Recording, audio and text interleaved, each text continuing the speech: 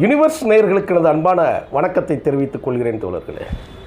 நாரிப்போன நாஞ்சில் சம்பத் நாத்தமிடுகு திராவிட இயக்கத்தில் தனக்கு நிகரான பேச்சாளர்களே இல்லை என்று தன்னைத்தானே ஒரு பெரிய மனிதனாக நினைத்து கொண்டதன் விளைவு இன்னைக்கு இந்த ஒரு கேவலமான நிலைவுக்கு வந்திருக்கிறாங்க.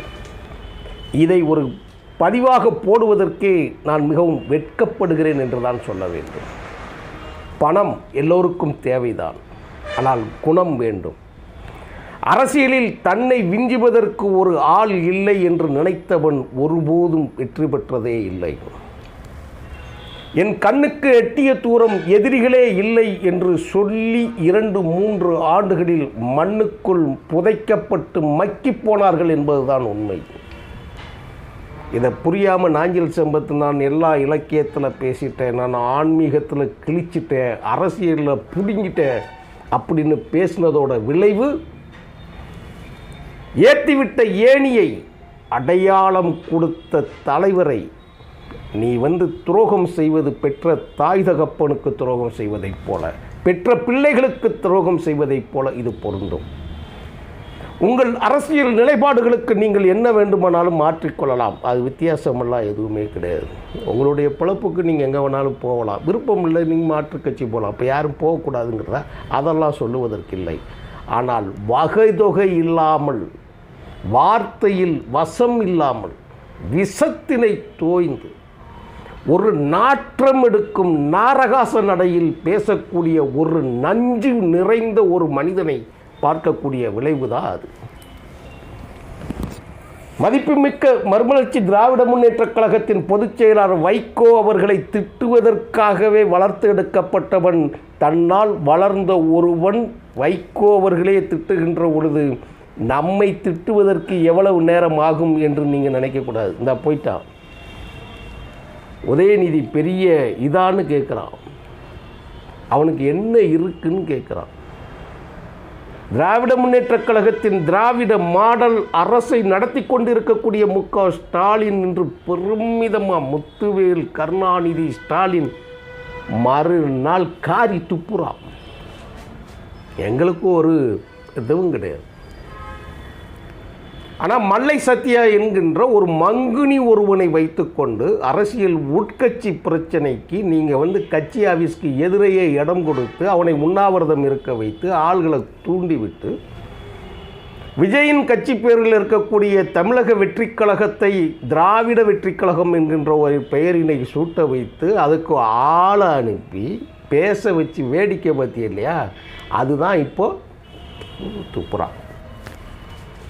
இப்போ இவன் பணத்தை வாங்கி கொண்டு போய் சேர்ந்த அந்த கட்சியில் இருக்கக்கூடிய தமிழக வெற்றிக் கழகம் இந்த எந்த பொறுப்புலையும் இந்த ஆளை போடலை, சம்பத்தை வரும்.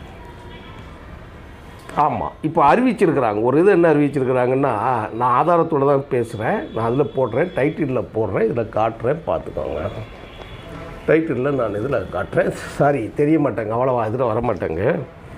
தமிழக வெற்றிக் கழகம் ஒரு இது அறிவிச்சிருக்கிறாங்க. என்ன அறிவிச்சிருக்கிறாங்கன்னா, பிரச்சார குழு ஒன்று அறிவிச்சிருக்கிறாங்க. தேர்தல் நடக்க போதில்ல 2 நாளில், அதுக்கு தான் இந்த ஆள் ஜம்ப் பண்ணது இல்லையா வெற்றி குழுவில். இதில் நாஞ்சில் சம்பத்து பேரே கிடையாது. பிரச்சார குழுவோட தலைவராக அறிவிக்கப்பட்ட நாஞ்சில் சம்பத்து பெயர் தமிழக வெற்றிக் கழகத்தில் விஜயோட லெட்ரு பேடில் அறிவிக்கப்பட்ட ப்ரெஸ் ரிலீஸ் பண்ணதில் பேர் கிடையாது. அதுதான் நமக்கு ஆச்சரியத்திலையும் ஆச்சரியங்கிறத விட இதெல்லாம் நடக்கும் என்று எதிர்பார்த்தது தான். ஏன்னா துப்புனா தொடச்சிக்கிற ஆள் தானே. என்ன சொல்லியிருக்கிறாங்கன்னு பாருங்கள்.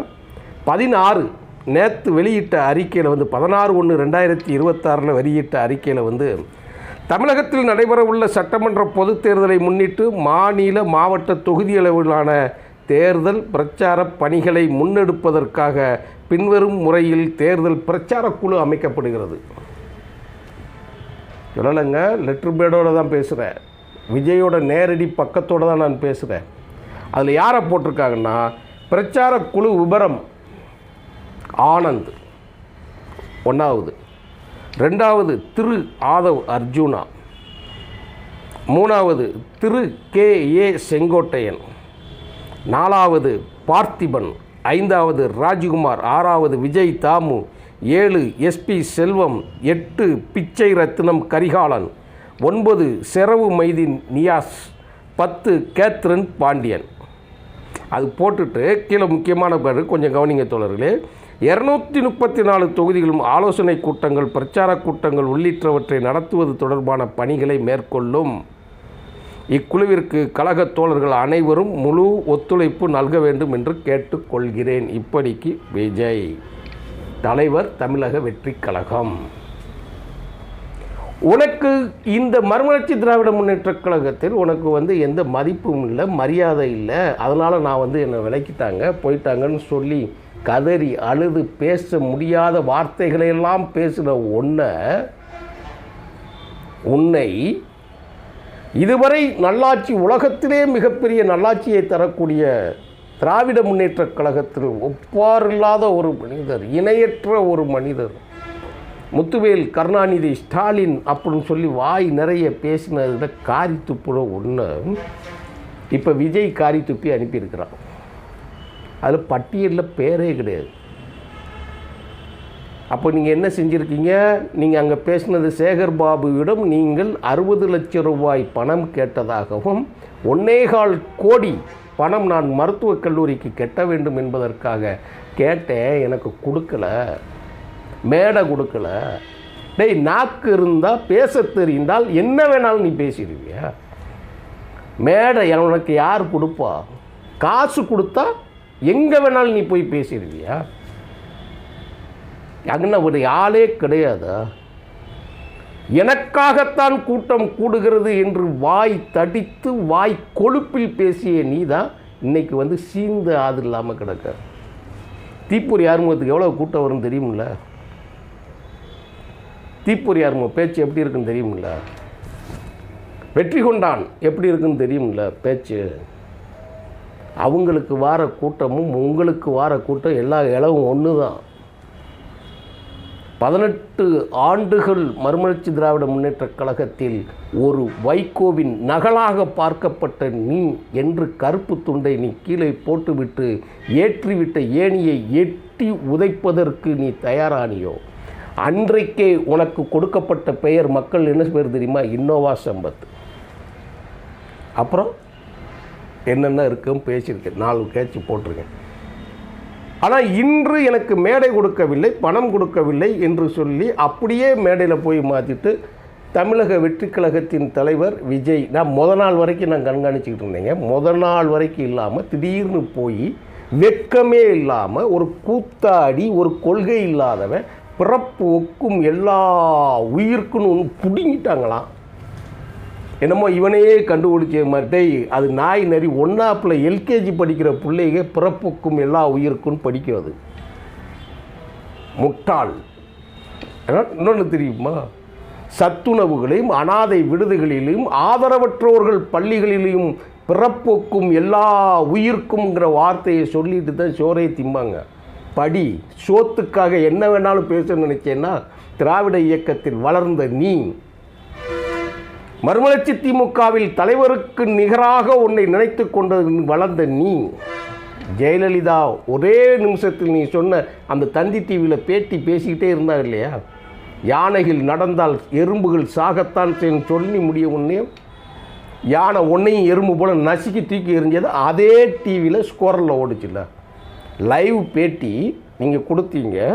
யானை நடந்தால் எறும்புகள் சாகும் சொன்னேன். யாரை அசால்ட்டாக நினைத்து நீ பேசினாயோ, யாரை யானை என்று சொன்னாயோ, அந்த யானை நடந்து ஒன்றையும் நசுக்கி தூக்கி குப்பையில் போட்டுச்சு. அதுக்கு பிறகு சசிகலா, அதுக்கு பிறகு ஓபிஎஸ், அதுக்கு பிறகு தினகரன், எடப்பாடி, கர்மாந்திரம் போய் தொலை. இப்போ கரடியே காரி துப்புன கழுத்துக்கு உன்னை விட்டுருக்கு. பிரச்சார குழுவின் தலைவர் உன் பேர் இல்லாது தான் எங்களுக்கு ரொம்ப சங்கடம். ஆனால் கடைசி காலத்தில் இந்த மல்லை சத்தியா கும்பலோடு சேர்ந்து கொண்டு நீங்கள் பேசின பேச்சு இருக்கு இல்லையா? மல்லை சத்தியா பேசிட்டு போக விடுங்க, அதுக்குள்ளே என்னமோ உள்ளே போகிறோம், உண்டாகிறதா இதுக்கெல்லாம் போகிறோம். இன்ன பேச்சு ஒரு வகதொகம், ஒரு தலைவர் என்கின்ற முறையில் கூட இல்லாமல், ஒரு நம்மை வளர்த்து விட்ட மனிதர் என்கின்ற ஒரு மதிப்பு கூட இல்லாமல் எல்லாம் வெளியில் சில விஷயங்கள்லாம் பேசுகிறதுக்கு ரொம்ப வெக்கமாக இருக்குது. ஏன்னா பழகிட்டோம். வெளில இருக்கிற வெளியில் ரொம்ப பேச முடியாது, சில செய்திகளை சொல்ல முடியும். இருந்தாலும் ஆதங்கத்தில் இந்த செய்தியை சொல்லாமல் விட்டுவிட்டால் 4 பேருக்கு இந்த செய்தியெல்லாம் தெரியாமலே போயிருங்கிறது தான் சொல்கிறோம். படித்தவன் சூதும் வாதும் செய்தால் போவான் போவான் ஐயோவென்று போவான். பாடினது யார் தெரியுங்களா? பன்னாட பார்ப்பன பாரதி. படித்தது உனக்குத்தான். தினத்தந்தி பேப்பர் படிக்கிறதுன்னா படிச்சுட்டு வாந்தி எடுக்கிறது இல்லை, கற்றபடி நிற்பது. கற்க கசடு அற, நிற்க அதற்கு தக, அது முக்கியம். படிக்கிறது பெரிய விஷயம்லாம் இருக்குல்ல. கல்வி கற்றதை மனசில் ஏற்றிக்கிட்டு புத்தியில் இருந்து நீ அதை நிற்கணும்.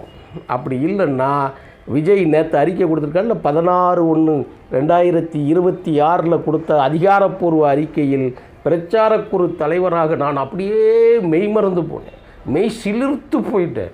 நானே உங்கள் ரசிகர் இருந்தால் பிடுங்கிட்டு உன்னை தூக்கி குப்பையில் எறிஞ்சு வச்சுருக்கிறான், பேரே கிடையாது. நன்றி, வணக்கம் தோழர்களே.